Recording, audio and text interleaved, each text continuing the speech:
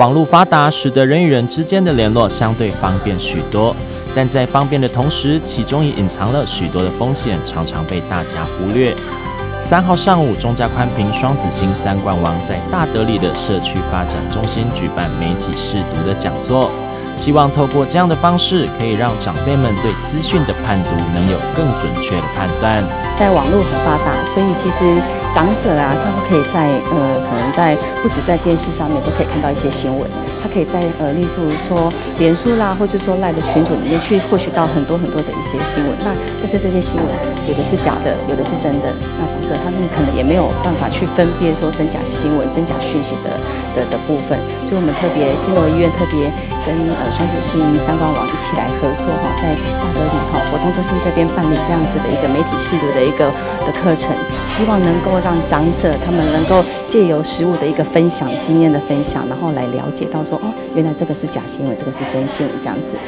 课堂中，讲师除了搭配问答以外，也让长辈们透过有奖征答的方式来增进跟讲师之间的互动。现场大德里的里长黄玉女也跟记者透露，过去也有人假用里长的名义来散发假消息，所以里长特别以自己的例子，让大家务必要好好学习媒体识读，避免轻易在网络上受骗。因为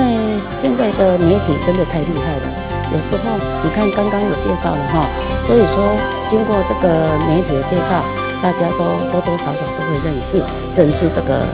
真假新闻，我是真的是非常非常棒的。因为前一阵子去年2020年的时候，我本身当里长的哈，黄玉妮也是给我的赖给人家截图去给人家去做那个我的个人人头去变做那个口罩。那当然是当下我们是不可能给他骗走，可是当下我们那个里长的时候也有警觉性，马上打电话给我的时候，我就马上报警，就这样子。中嘉宽屏透过定期的帮各区里的长辈，亦或是学校的学生来进行媒体识读的宣导，希望民众在资讯爆炸的时代，学习如何运用资讯，同时又能保护自己。台南新闻刘品言采访报道。